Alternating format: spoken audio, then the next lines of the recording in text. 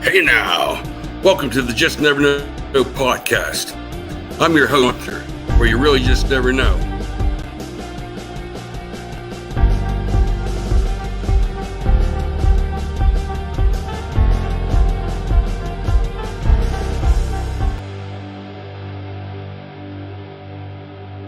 Oh.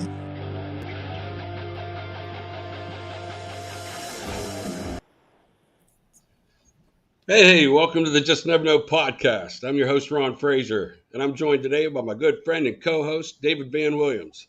And we are Hey, fortunate enough to be joined by guest, one of the queens of the film industry, Vivian Collins.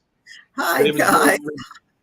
David's been honored to have her on. Thank you very much.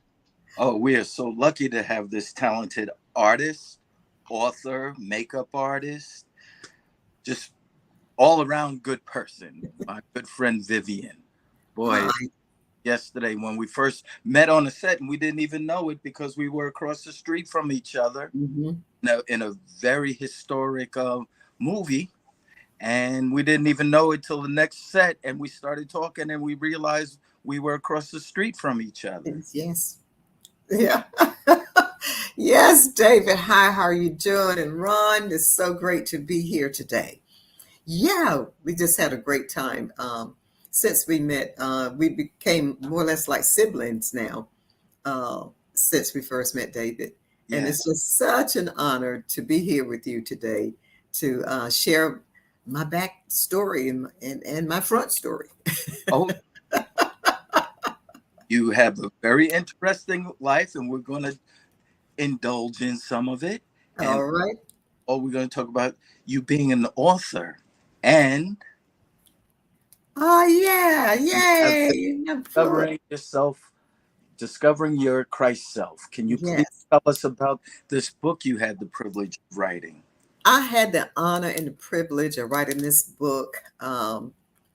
My middle daughter, Shamina, almost arm wrestled me to write this book. And for so long, I have been putting information aside, one day to write a book. And my one of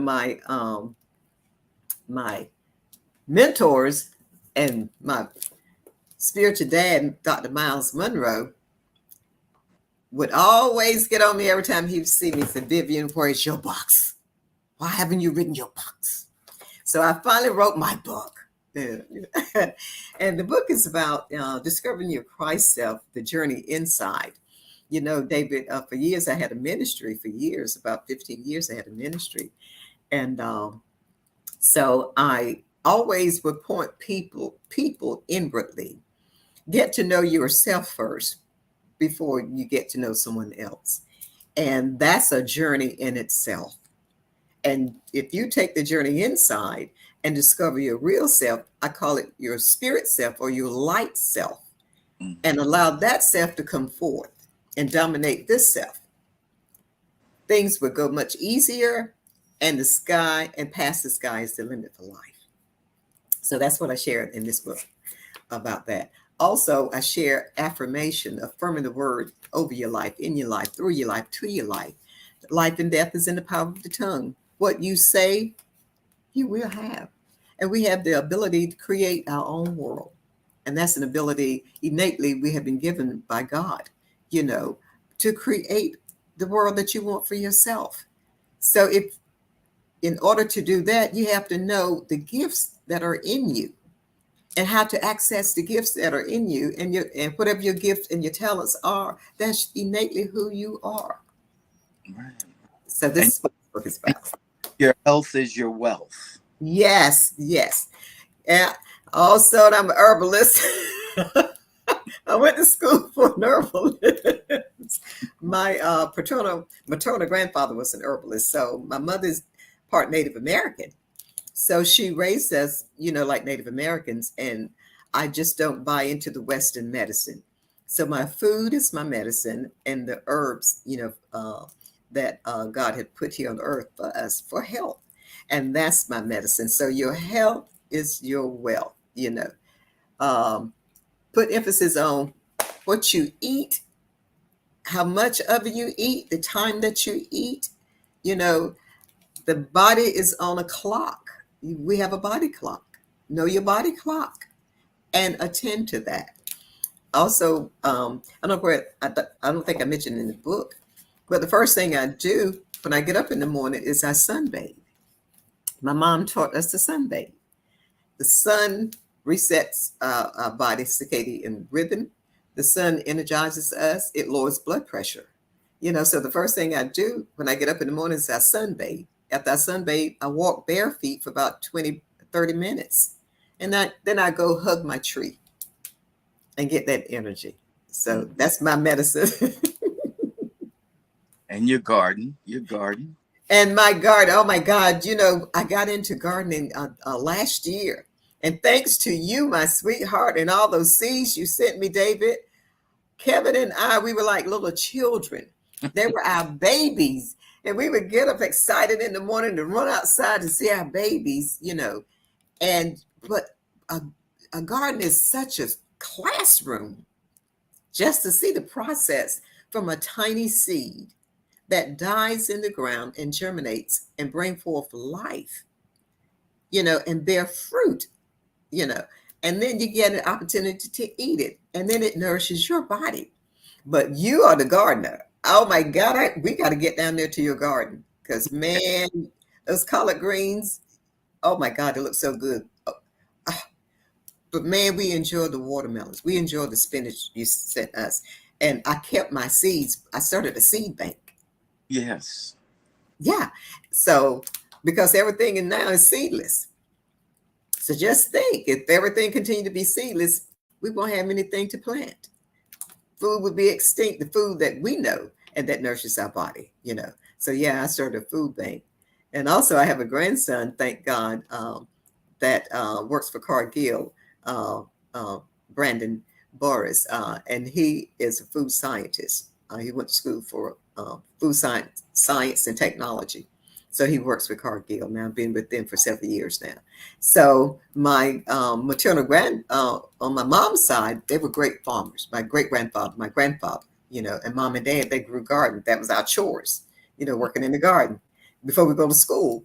So it was my, upbringing and part of our family for over 6 generations, farming. Yeah. Wow. Farming.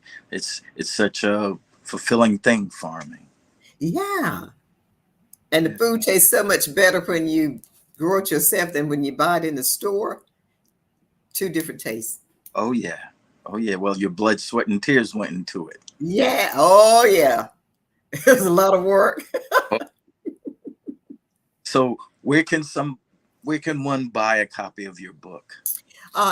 You can go to Amazon Kindle and order my book, The Journey Inside. Author Vivian BYRD is my maiden name, Collins. The Journey Inside. Also, my second book. Do you have the second book, David? I've been waiting for it. I'm sorry. Buddy, about this one. It'll be in the mail. Okay. My second book that my daughter and I wrote together, and Shamina co-authored this book with me, bless her heart. And this is entitled, I Am Divine Intelligence, the Divine Mind of God, an infinite blueprint and guide for self-health. I'm a health guru. I preach health and how to stay healthy. And this book piggybacks off of my first book in more in-depth detail and teaching you the different ways to manifest health in your life, manifest wealth in your life, manifest whatever it is that you desire in life that's good. You remember everything God made was good and very good. So to manifest the good and the very good stuff, this book is a guide to teach you manifestations. Also affirmations, I am firm on affirmation, affirming the word over and over and over in your life until it manifests in your life. So both books are on Amazon Prime. Bless yourself. Get a copy. Ooh. Now you were a radio host. Mm-hmm. Yep. Yep. I was Actor. Can you tell us a little bit about that? yes, David. I was a radio host for many years in Fayetteville, North Carolina, my hometown. Also in Rayford, North Carolina, and surrounding counties. I had a radio broadcast back in the latter part of the 80s, beginning of the 90s. And my broadcast was called Wings and New Nations. That was the name of the ministry I had, was Wings and New Nation. Was the name of the ministry I had. So I was trained as, before I get to that, uh, I always love talking. I guess I love to talk. So someone suggested to me when they said, "Vivian, you need your own radio show. So you always have something great to say." And I love music. I love music as well. So I just walked into the radio station. I said, "Well, I want to do a show." They said, "Oh, okay." So they said, "Okay, we start you off for 30 minutes." And I said, "Okay." So for 30 minutes, I would sit there and talk and play a couple of songs, and people start calling into the station, with requests and different conversations. So I expanded it to an hour. And then I spent show to an hour, and I would allow people to call in to express themselves. Everybody need a platform, and everyone has something to say. And what they have to say is very important to everybody, as well as to them. So I would open up my mic and give people opportunity to share their life stories, if they were going through a trauma, if their family member was going through a situation, if they're, if it was joyous accomplishments, whatever, I would allow them to come on my show and to share, about that. So in Rayford, North Carolina, my show there, I had a widows ministry. I was on air one day, and the widows kept calling my station all the time. They were just so lonely. So I'm on air one day talking with a widow, and I said, "You know what? We're going to have a widows banquet." Yes. So I broke to a commercial, and I was sitting like, "Dang, what am I going to do? Let's just say we have a widows banquet. What, how do we put this together?" So God is just so awesome and so good. And I put the banquet together. Do you know, I ended up honoring 100 and I think it was 106 widows that I honored. And one of my widows said that she was bedridden until she heard my voice on radio. And my voice brought her out of bed. Mm. And she came in her wheelchair to the banquet. Wow. There was a minister that was listening, and he had a group of young men that he was working with in the community. He called the radio station, and he said, Reverend Collins, he said, "Could my boys escort your widows to the banquet?" I said, "Absolutely." Whoa. Yeah. Oh. Yes. People started calling in, David, and started contributing. One widow called in crying. She had been out of her home in so long. Her hair had not been done in a while. Someone was listening and paid for her to get her hair done. My friend Kenny Rogers from Houston, Texas, came in and sung for me for the widows. The school, Hope County Middle School, gave me their facility to have the banquet. 10 ministers from the Minister of Council came and supported. So I'm there to honor the widows, and everybody was coming and honored me along with the widows, and I'm there crying. It was the most awesome experience. And I had a Mother Bowie. She was my oldest widow. She was 97. I think she was 97 at the time. And she was one said she had been in bed so long, but my voice brought her out of bed. And so Kenny personally sung a song to her that night. It was just so beautiful. It was the greatest. Oh my God, it was so wonderful. So after I had left the area, someone else took the mantle up and started an organization for widows there in Rayford in Hope County. So I love talking. So the broadcast went on until I started my TV show. So I had a television show and a radio show at the same time. So Time Warner Cable trained me to be a producer, and they started a community channel. and they was looking for people to have a TV show. So back in '93, I started my television show. Uh, Again, my television show was named Wings in New Nation. And so I gathered the nations together, people, and started a talk show. So Representative Ted Kenny came to the talk show, and he was such a leader in the community, and so many other leaders in the community came to the show. Just regular folk I would have on the show, and Sam's Club sponsored my television show, and my radio show was sponsored by Cross Creek Lincoln Mercury car dealership. So it just escalated, and it just kept growing and growing and growing and growing. Beautiful, beautiful, beautiful. Yeah, yeah. So, and are acting. Then you're acting. Well, I morphed into the thing. I want you to start when you first started acting. Some of your most highlighted times. You mentioned that you were in SAG. Can you dwell upon that? And I have some other questions toward the end of that. Oh, okay. Okay. Well, everything, just I live life organically, and I tell people life is just organic. So I get up every day with anticipation and expectation to see what the universe have for me, as opposed to what I have for the universe.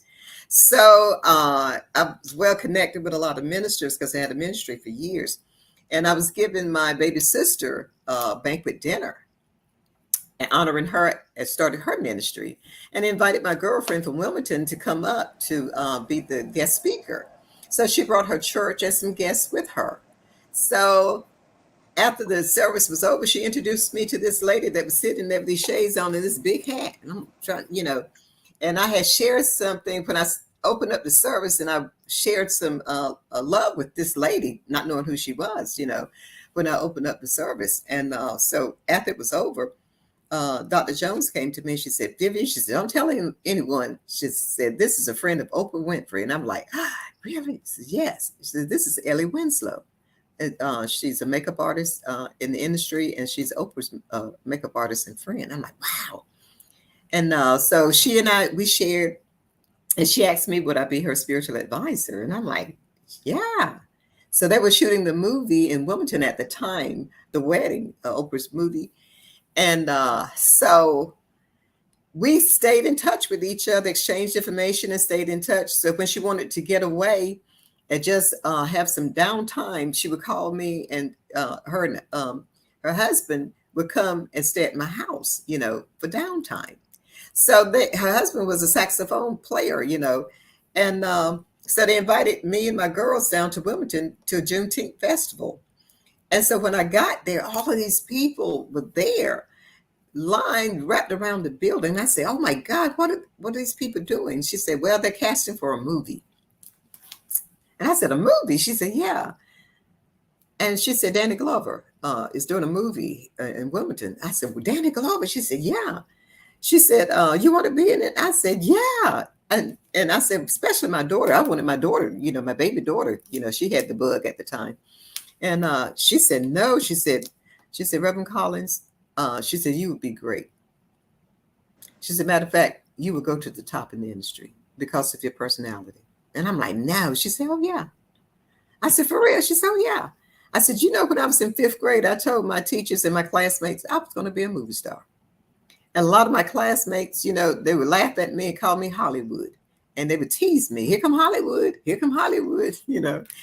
And so ironically, she was best friends with the casting directors. All these people were in line, David. She took me straight to the front of the line. And she told the casting director, which is Francine DeCourcy and Emily Young at the time. And she said, these are my friends, and they want to be in the movie.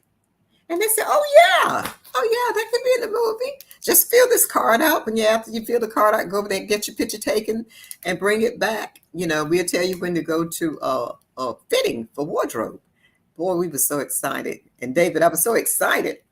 We didn't care about money, anything, So 2 weeks later, I got a call. I'm in the restaurant eating.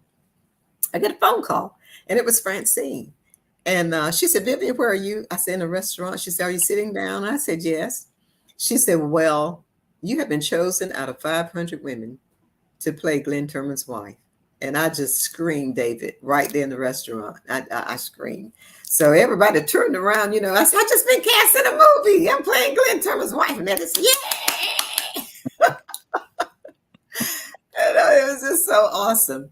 So going to set, getting to set to meet these giants, Danny Glover, Loretta Devine, Stan Shaw, Jason Weaver, Omar Gooding, John Beasley, um, who else was it? There were so many. Bonnie Curtis Hall, and of course, I finally met Glenn Turman when they introduced me to him, that I was going to be his wife for this movie.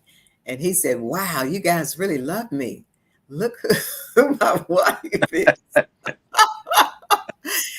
And he was so sweet. And he gave me, he just mentored me through the whole process, David. He was just super sweet.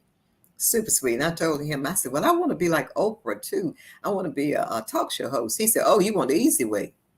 He said, because this is hard work and long hours. And I'm like, really? He said, yeah. So it was such a great experience to meet everybody. And then, David, everybody was so sweet to us. And we got an invite to the wrap party after the movie was over. And I got a chance to do the casual side, with the people that I worked with for so long, the casual side, and be there at the wrap party with them. Because my baby, she was cast and crew. She played Raven Kelly's double, and Rasul, she played her double. And then Phil Robinson was the director, and he loved my daughter so much that he wanted to pay for her to go to Juilliard. Mm-hmm. But she didn't want to go. She didn't understand it at the time. And I didn't force her. Yeah. And she was 14 years old, And but he was so sweet. Oh my God. We had such an awesome time. My first experience on set with everyone, that it just made it so easy for me to want to continue in the industry. So my second movie was with John Travolta. Yes. With those endless blue eyes. And Domestic Disturbance. And again, he was so sweet. And David, I love working with John. He was just so sweet. Do you know he would come on set? He would go to all of background to make sure that you were okay. Did you need anything? Are you fine? Before he would start his day. I thought that was just so awesome. Just so awesome. That's the way the industry was when I started. Okay. They took care of background. They took care of background. And most people don't know that SAG brought out Backgrounds Union years ago. Yeah. So when I became, first started doing background work, we all ate together.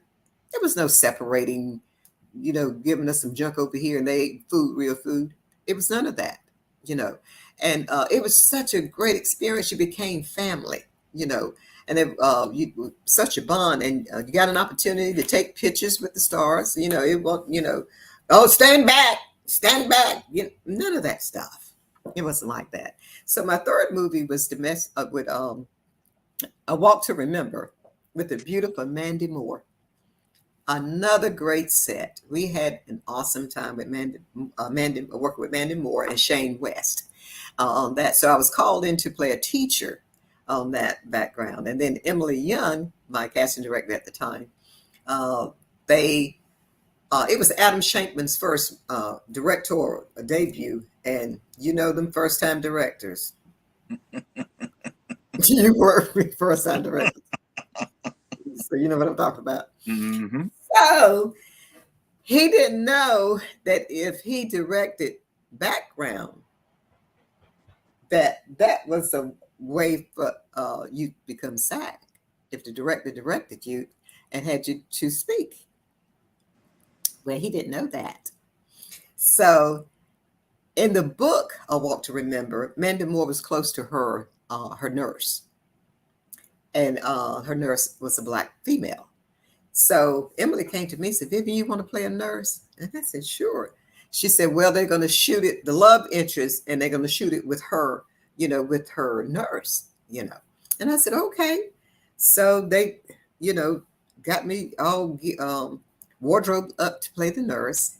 And we go in on set, and there was no one on set but me, Mandy Moore, Shane West, the directors, on set, and she's in the bed. And he gave me lines to to say to Mandy while she was in bed. And my casting director found out. She said, Vivian, did he have you to say lines? I said, yeah. She said, wait a minute. She took off and she came back. She said, you were SAG, David. I didn't know what the ramification of SAG was, to be happy or sad, I didn't know. I'm just there, So she came back, and all of a sudden they came to me with all of these papers to fill out. I didn't read anything. I don't know what I signed. They were rushing me, sign this, sign. They took a picture. Adam Shankman was so upset because he made such a tremendous mistake that he was furious.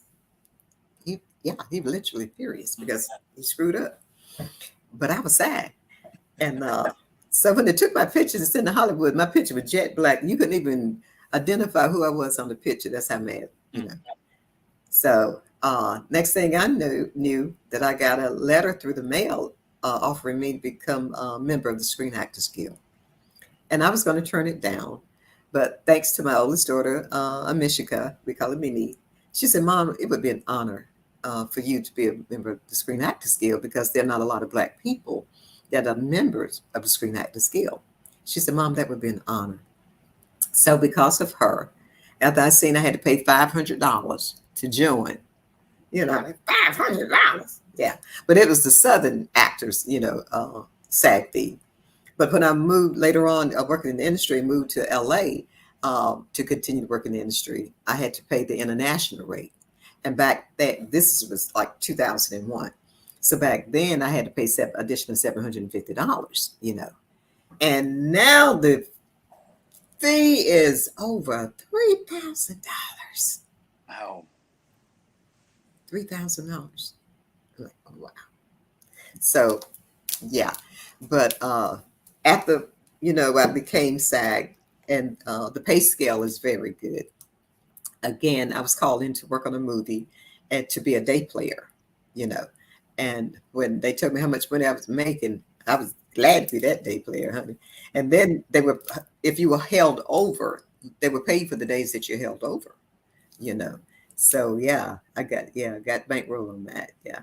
So so when I moved, I did several more movies in North Carolina. Then I moved to LA, and so what I was told, when you go to LA, you're not going to be able to get into the industry because everybody out there is an actor, director, producer. So don't even try to think that you're just going to go out there and get into a movie.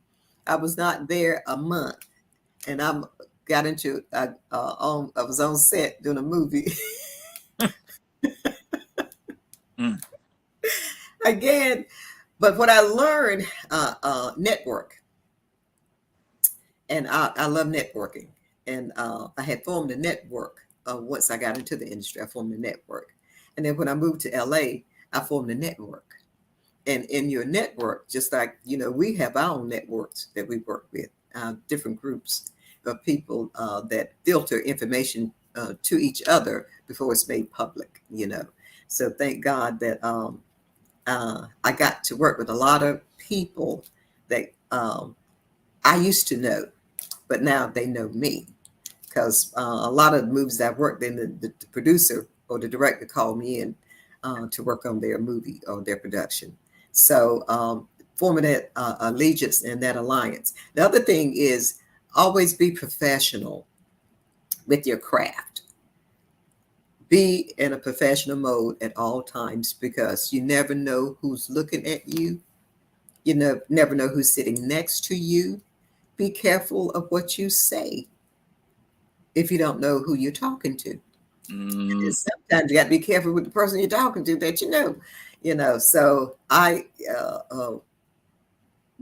got my industry lessons for working background.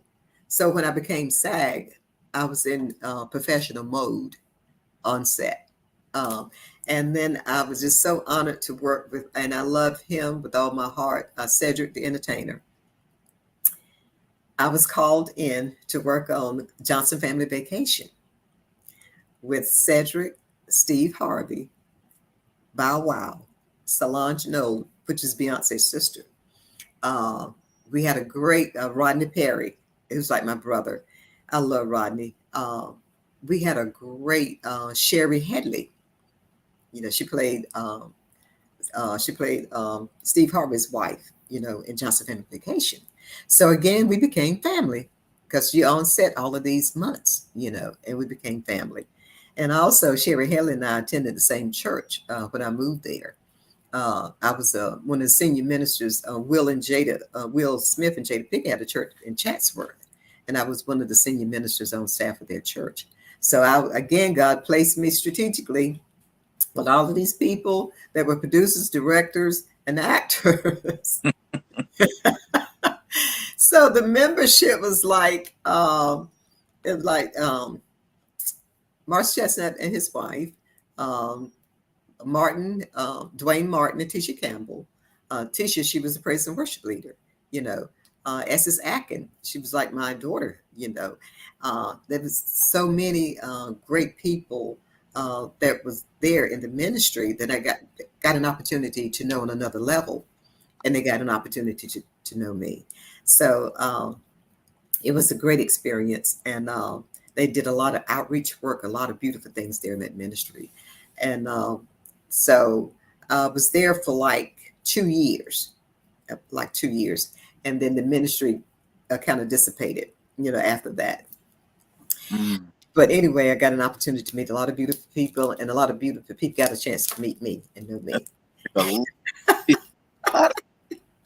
Who is the most influential person in your acting life and your personal life? Ooh, I would get in big trouble if I answer that. Mm. Because, you know, David, I have met so many great people. I've worked with, I was on 4 episodes of Greenleaf, and I finally met Oprah like 18 years later after Ellie opened the door for me. And I always maintain my professionalism and my gratitude to Ellie Winslow. So I made careful decisions, with the choices I made working on every production I work, because of her belief in me that I would have a longevity in the industry. So when I finally got on the set of Greenleaf and finally met Oprah, that was a highlight for me, because she's such a down-to-earth, real person, such a beautiful human being. And I just love her for so many reasons, because I remember when I was living in Baltimore, I lived there for 10 years during the 70s. And I remember when Oprah was on the news, she was a reporter. And she reported a story about this family of 5 was burned up in a house fire. And she cried when she reported the story. And that's when they told her they didn't think she was a good reporter, because she showed emotions when she was reporting. And then she went to the weather girl. So I remember her from way back then, and to stand in front of her to actually see her, she was excited. I played one of the choir members, and she was all excited about her choir. So that was a highlight. But also, I worked with Tyler Perry on Acronami. So I had worked with Steven Spielberg. I was in Tom Hanks' movie Terminal. And Tom Hanks is another beautiful soul. Oh, I love myself some Tom Hanks. Just a beautiful individual. And he caters to you, when you work with him, everybody. And so I worked with Steven Spielberg. He directed Terminal. But when I got on set, a lot of my experiences too, David, I just wanted to see how people work and operate, and just to that was my school. That was my the way I learned the industry, by just going to set, watching, looking, and learning. It wasn't about getting paid, trying to be seen. I was learning, because one day I want to make my own movies, and I'm a type person. I want to know from start to finish how everything's working, how everything works. So I was sitting there watching Tyler Perry and how he operated and how he worked. This dude is a genius. It's a genius. He came on set with his jeans and flip flops on with his bullhorn, you know. And I'm sitting there looking, wow, that is really Tyler Perry. I'm looking at it right there in front of me, And he spoke to everyone. He was really nice, And but this guy shoots with 5 cameras at one time, so he gets every angle with one shot. And this is how he can make a movie in 6 days, in 9 days.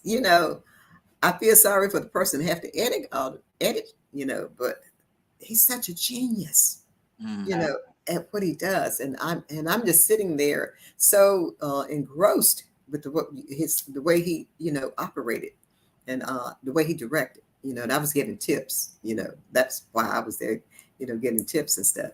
So when I did my own short film, Wash You Off My Skin, it's on YouTube. I wrote it, directed, produced it, did the makeup. I did what you don't do it. You don't do that when you do your own short. You don't do all that, guys. You hire in somebody so you won't stress yourself out. But I'm a hands-on person, and I wanted to see the end product, after I did all of that. And so if it impressed Jonathan Demme, I don't care what anybody else says about it, he thought it was really, really good. So so that I use the industry as my classroom to learn all of these things, But in my personal life, the greatest person that influenced my life were my parents. My mom and my dad are my superheroes. My dad, I was a daddy's girl. My dad could do no wrong in my sight. My dad was the lovingest human being that you can meet. He took time out with us as kids. There were 9 of us, David. I'm number 7 out of 9. The house that I'm in right now, my dad hands built, and my grandfather. The house that I'm in right now, I was born here in the front bedroom. 6 to 8 years ago,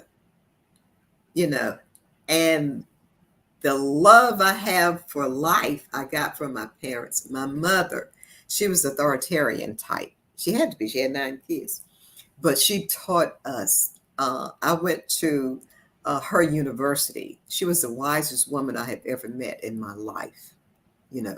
She could run a household and work, and her house would be spotless when she got home, because we all did our chores, because my mother was Cherokee and Irish and African American, and she didn't play the piano. No, I was still afraid of her at 95. I was still afraid of her at 95, pushing in a wheelchair, But I loved her. And when she transitioned, and I was the one that broke down the house,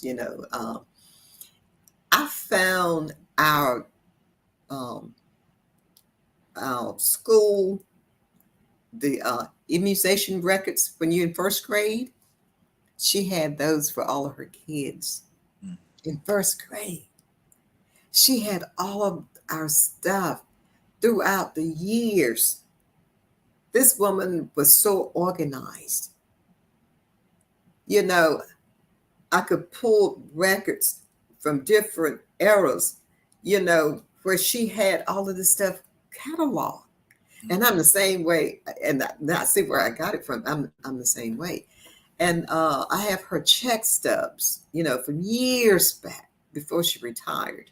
I did footage with her and caught her life stories before she transitioned.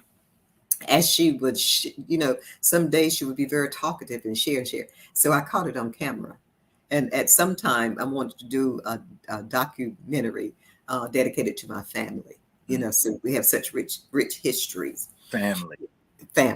Yeah, family. There's nothing like family. So my mom and my dad were my heroes. They sacrificed so much. They raised 9 kids. My mother, when she transitioned, my dad transitioned in 2013, and I thought my world had shattered. And my mom, when she transitioned, I thought I was an orphan. I just felt like I was just left in this world alone. But even my oldest son, he transitioned this year, it'll be 20 years. It was impactful. But when my parents transitioned, I was in my 60s when my dad left. I was 59, almost 60. So I had them all of my life, and life without dad.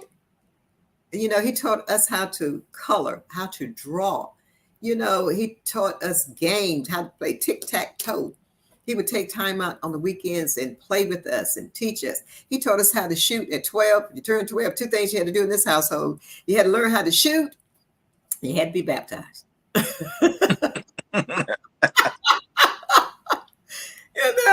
So, when my mother transitioned, she left my siblings and I the family estate that's been in the family over 150 years in her will, and left us quite a sum of money in the bank, with a 6th grade education. My dad had a 3rd grade education. And David, they had no debt because they didn't buy into the debt system. And they taught us never to have debt. My mother taught us to never have war ration. My grandkids and kids said, Mom, Grandma, you need to get a shirt with war ration on it. Mean not to ever worry. She said, if God can't do it and you can't do it, leave it alone. Just leave it alone. So she didn't have war ration because when she transitioned at 95, her hair was still black. My mom, let me see, can I show you a picture of my beautiful mom, my sweet baby, my sweet darling. And you see her hair is still black. She didn't have war ration. She did not worry. She did not. And so that the greatest influence in my personal life is my mom and dad, my children, my grands. Now I have great grands. So that's what keep my spark in my life, keep my motor running. And along with my awesome king, my husband, Mr. Kevin McHale, God did it. When he brought Kevin and I together, God did it. He's such a king. He's such a gentleman. He's such a go-getter, such an accomplished man, and don't mind giving, and make sacrifices so much for others as opposed to himself, And he mirrors myself. We mirror each other, And I just thank God. And I was on stage receiving an Actors Award, the Atlanta Actors Award from Kevin Chio Harris, honored a lot of the actors, when I was living in Atlanta. And I was one of the one that was honored twice. I was honored twice. And Kevin was in the audience. And I had to come home for an emergency here in Fayetteville with my granddaughter. And so I was not going back to be honored with the award. And a friend of mine that I had gotten into the industry wanted to be an actor. He was twice retired, and that was on his bucket list. So another friend of mine said, you need to contact Vivian Collins. You can get in the mood. Just contact Vivian Collins. So I got him into the movie The Watchmen. And when I was called in, Damien Chazelle, the producer, called me in to be in The Watchmen. So what I presented to Damien, I said, how would you like for me to have a husband? And I sent Ron's picture, and 5 minutes later, they hit me back. He said he loved it. So I got Ron in into the movie The Watchmen with Regina King. And so Ron called me, said, Vivian, he said, I wanted to know what time the event is going to be for you to get your Actors Award, because I had invited my family to meet you. I want them to meet you. So I said, Ron, I'm in Fayetteville, North Carolina. I said, I don't think I'll be able to get there. And I said, I have a situation here. And he said, what? He said, no, you have got to be. He said, that's an Actors Award. You have got to be in Atlanta.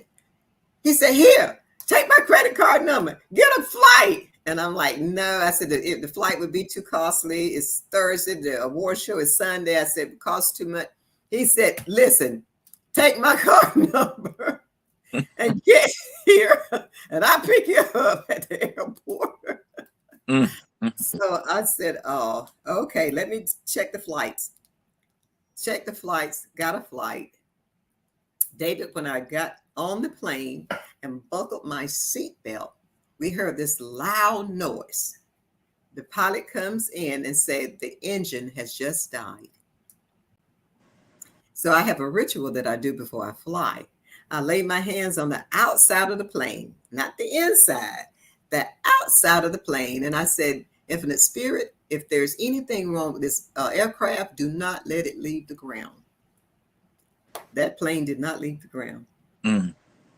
So when I got there to get my award, I got the mic. They gave me the microphone to receive it. I said, I got you now. We're going to church. Because I'm going to tell you how God spared my life. So I shared with the audience, about the plane incident. And so when I sat down, someone tapped me on the shoulder. They said, did you say you were from Fayetteville, North Carolina? I said, yeah, originally I'm from Fayetteville. He said, I'm from Fayetteville, North Carolina. I said, oh, okay. I said, we'll talk after the show. So after the show was over, we got in a conversation. We talked. He was from Fayetteville. His son is an actor in the industry as well, received an award that night. And he was such a gentleman. He was sharp as a tack, and just so, his aura, about him. So we exchanged information, and Judy, my sweet baby Judy Burley. And so I stayed with Judy when I flew in. And so I told Judy about him, and I said, you know what?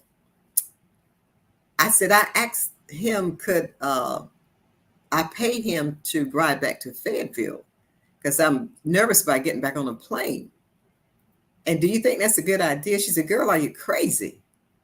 I said, please don't tell my children, they will die. They will literally die, So he spent a week there with his son. He called me. He said, well, I'm leaving Saturday. So I gave him Judy's address. He came over. Such a gentleman, and we talked and put my luggage in the car.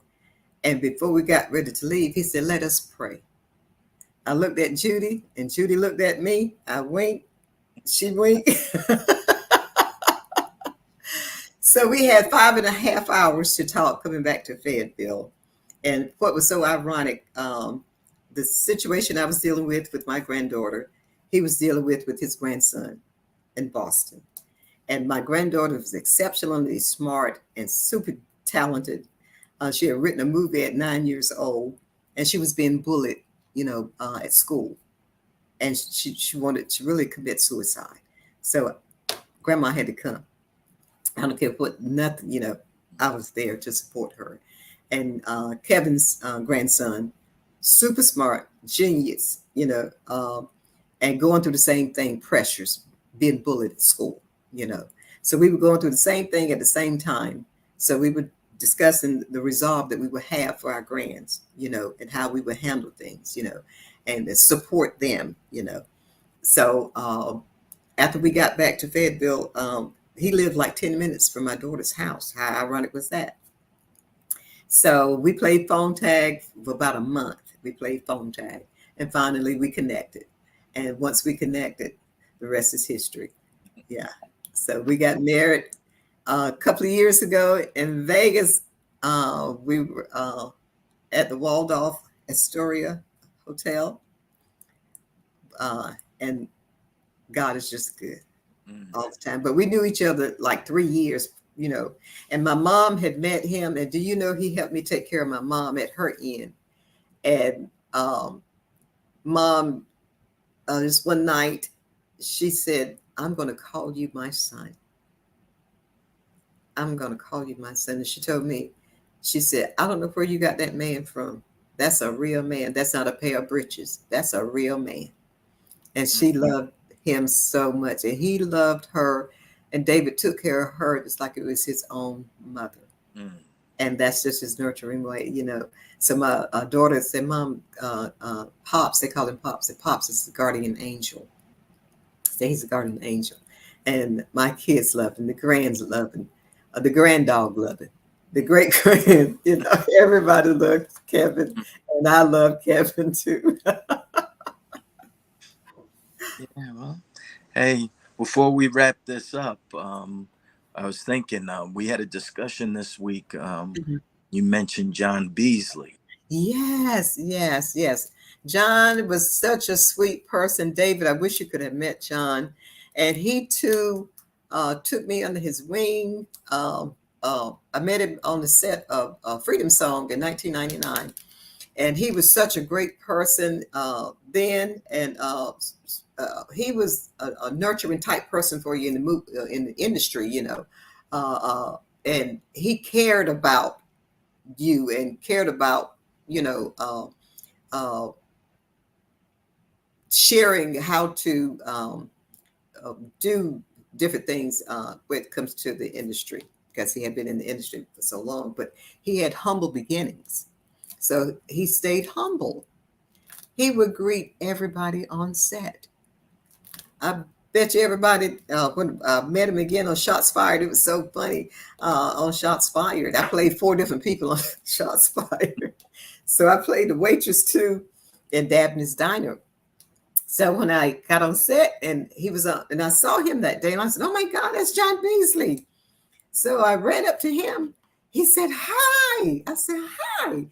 And he kissed me on my cheek. I said, "You don't remember me?" He said, "Yes, I do." I said, "For real?" He said, "Yes, I do." He said, "You're Vivian." And I'm like, wow, And he said, "Who are you playing?" I said, "I'm playing the waitress." I said, "Who are you?" He said, "I'm on up the diner." So when they took him in and put him on his mark, and they took me and put me on my mark, we're standing there facing each other. And we just laughed. I said, "Now, how ironic is this?" So he said, "I'll tell you what." He said, "I'm going to make sure every day that I work, that you work." And I'm like, wow. And he did. And Gina Blightwood was the director. Her husband, Reggie Rock Blightwood, produced and directed as well. And Aisha Hines, bless her heart, she befriended me, sweet as she can be. And DeWanna Wise and I had worked on Underground together, so I already knew her. And Stephon James was the sweetest person ever. Gia Hennessy brought her 2 sons to set to meet me. Sweetest person on the planet. Helen Hunt was very sweet. Richard Dreyfuss. Everybody was just, Shots Fired, another whole family. So I had brought a lot of background people to set to help out with background. And one young man in Fayetteville, I took, they were looking for some crackheads. So I was talking to someone one day, and I said, "You know what?" I said, "I'm looking for somebody to fit the bill of a crackhead. They need some crackheads on set." So this young man happened to come in, and the guy knew him. And I looked at him, and I'm like, wow, he would be a great crackhead. And I'm saying, "Would you like to be in a movie?"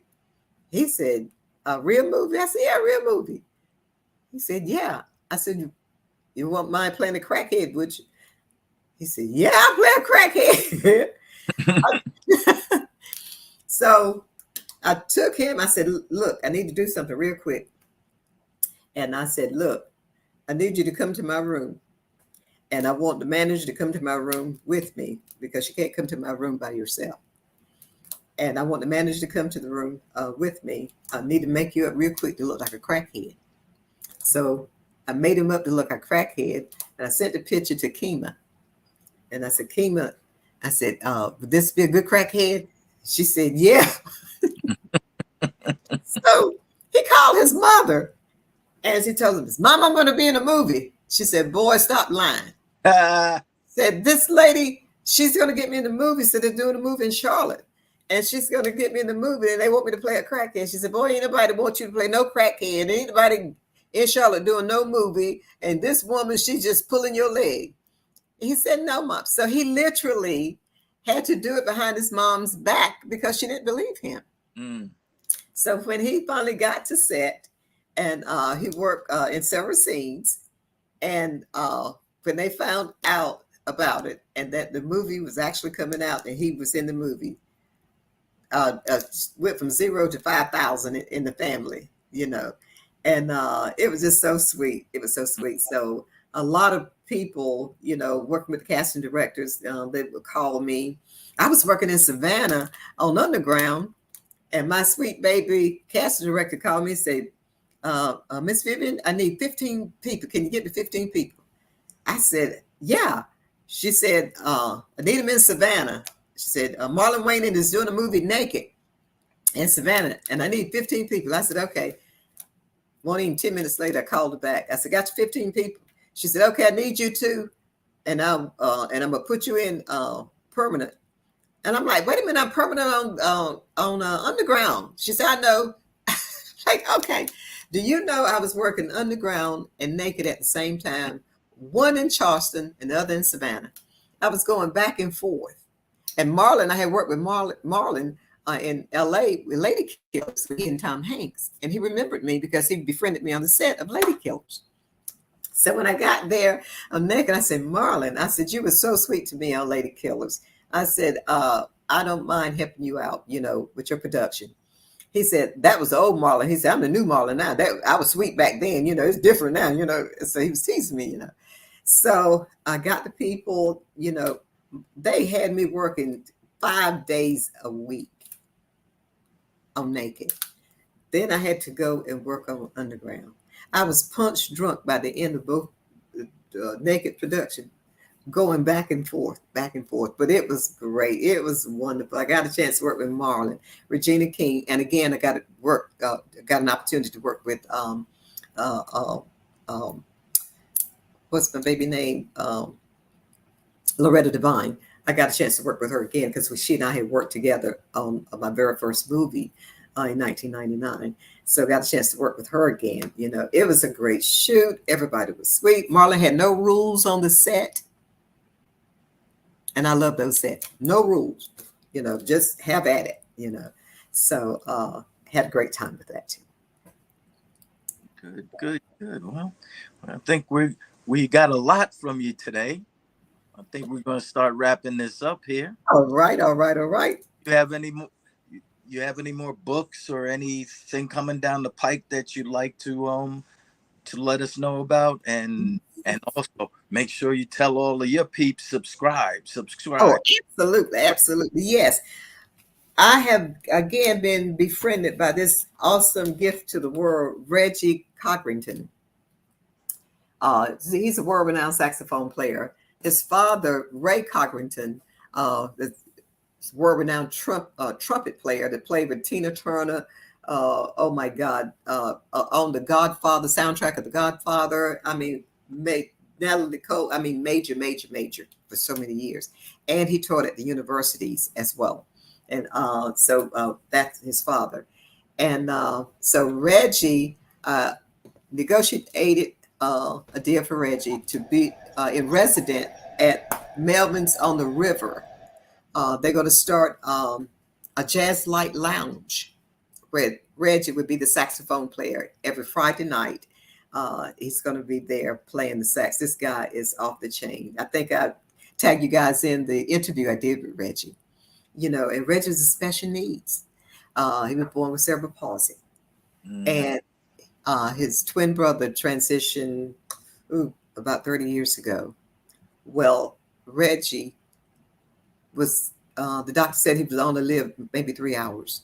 Reggie's 56, taking care of his mom, took care of his father. His father just transitioned Sunday. And you never know how God is going to work. You never know. So Kevin and I loved Reggie, loved his dad. We always supported them. And now he wants me to be his manager. How sweet is that? So I'm going to be working with Reggie Cogrington. And hopefully he wants to be in a movie. If I can't get him in a movie, we just have to make the movie and tell life story. Hey, Vivian. Uh-huh. I want to thank you very much for being on. And David, great interview. What a great guest to have on. Oh, thank you, Ron. Such great stories. I could hear this over and over again. Thank you. You know, the world is a canvas, and we're the art of the world. So it's whatever we write with our lives, it's the story that we can tell.